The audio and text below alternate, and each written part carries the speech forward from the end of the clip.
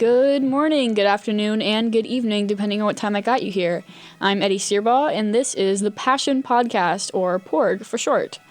During this podcast, I will explore what I like to call depth in 2D, or cartoon theories, a topic that brings me personal joy. If you end up enjoying this episode, you might want to watch another. Make sure to try and catch us on wjhs915.org. All right, as I said, I'm the host. I'm Eddie Searbaugh, and I'm joined with Sal, Haley, and Cassidy. And each of us have our own episodes for our main overall topic of fandom theories. And if you want to check that out, you can go to whs915.org. Today is my episode. All right, so I am going to be talking about Over the Garden Wall, which is one of my favorite shows / cartoons. Over the Garden Wall is about two brothers, Greg and Wirt, that get lost in the woods called the Unknown. Now, they have no clue where they are, and each episode you'll find they go to these different places, and they are in this time period of late 1800s New England. And it's really interesting because they are, what I assume to be living in the late 80s or 90s. And so now they're in this area of like the late 1800s, and they go, each episode is different. They get into little wild, wacky adventures, but there's this beast that's trying to hunt them because the beast takes lost souls and turns them into edelwood trees to fuel his lantern of life. I have a question. Yes, what's your question? What was that one word you said? I'm so sorry. What one word? Hunted? No. No. I heard something different. It was The like monster thing? almond trees. To fuel his edelwood trees? That. Edelwood? It's a type of tree. Oh. Yeah. It's a soul tree. It's like a tree with a soul in it. The soul of the lost children. Oh, really? I couldn't. So, are they, in, a woods? Okay. So that's part of the theories. I'm going to get into it. So Okay. that's the fun part about this. This whole show is, it's made for children. It's made for Yeah. everybody. It's a fantastic show. My little brother and I watch it all the time. But it's so interesting. There's so many different tunnels and theories that you can go into. And my favorite theory is what I like to call, and what Dr. Skipper on YouTube likes to call. I highly recommend him. He has a whole video about a bunch of different theories if you want to go into the different ones. I'm only going to be talking about this one. The Purgatory Theory. Now, the Purgatory, if you don't know what the meaning of it, it means an area in between two spaces, and specifically, this is the area in between heaven and hell, or life and death. Okay. So these two boys get lost into the unknown, which is purgatory. Now, the reason why I think this is true is because the people that they meet in the unknown are all dead. Now, they're all old-timey, which means they obviously can't be alive to the day and age that they are recognized with.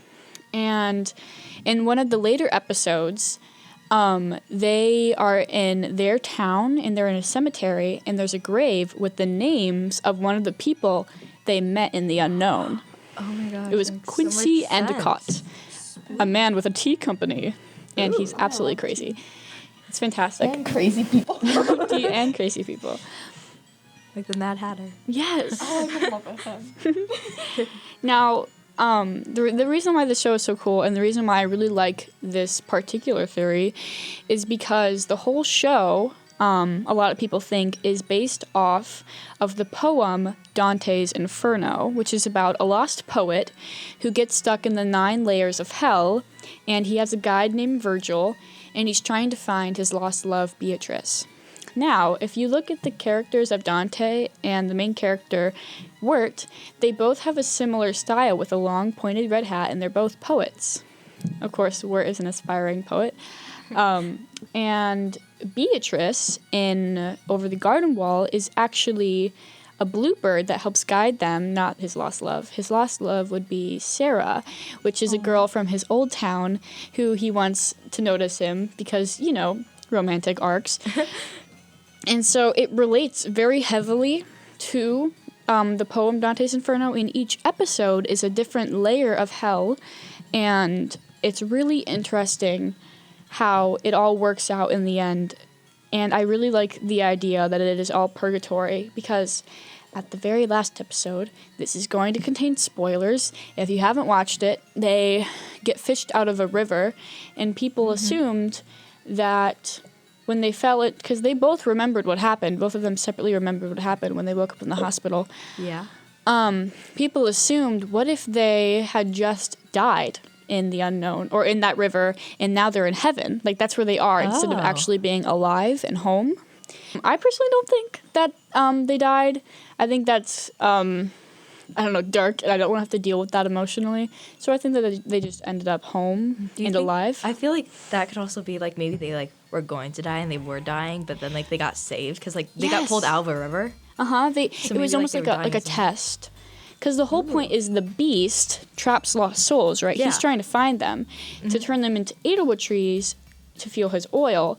But if you've seen the show, you'll know that Greg gets trapped by the beast. He's like a really innocent character. Greg is like the super innocent young brother, and Wirt's like the super pessimistic poet high school boy who just kind of doesn't want to be here anymore. Greg's adorable. And he's not afraid of the beast, but he gets lured into him, turning into an Edelwood tree, but Wirt saves him. They're able to get back to where they're supposed to be after they get out of the unknown. And the only way they could have done that was by defeating the beast and destroying the lantern.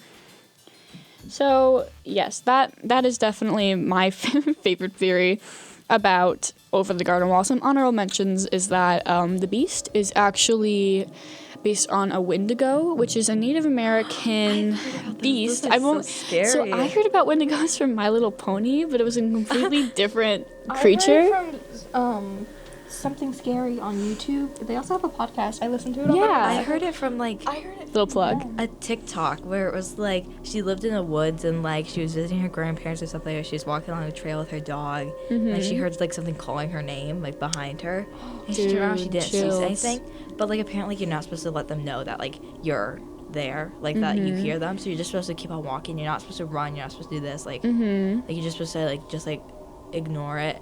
And like she was walking home and like she could just hear it like right behind her. And she's like, I just like it was like she's like, I was freaking out, but I couldn't like act like I heard it, or else like, and I just started crying. Like I literally started breaking out crying. It's so spooky. But yes, That makes it even more scarier though. Like, so the Your beast. design of them, that's also spooky. Yeah, the beast has a really cool design. He's like a really tall, skinny man with a cloak. Not a cloak. Like his whole body is covered. You never see him. He's like a silhouette, almost like a shadow with like giant horns and like bright white eyes. So like everything, every shadow you see in the corner of your eyes ever. like Yeah. kind of like that would be like, but like a devil, like Yeah, well, that's what a guy that's, with the that's, dust thing. Yeah, that's a lot how purgatory goes, is like heaven, hell. So there's a lot of theories about it depending on what your beliefs are. And so like the Wendigo is based off the Native American folklore of like just the personification of evil and nightmares, and it feeds off life and happiness. But that's cool. That's the thing, that like different cultures have different monsters and creatures. We were just talking about this in English about archetypes. And that it can all connect to one being, and like that's like the share the traits. Anyway, so yeah, that was an honorable mention for theories that I like about Over the Garden Wall. And I think for a quick summarization, we talked about the Purgatory Theory, which is a theory that Wirt and Greg get lost in between life and death, or heaven and hell, where they meet a bunch of people and they go through the 9 layers of hell. And then the theory that the whole show is based off of Dante's Inferno. And then the theory that, of course, the beast is like a Wendigo. All right. Does anybody have any questions, concerns, or fun little snippets they would like to add? All I know is that the only thing I know about that, like Over the Garden Wall is the TikTok.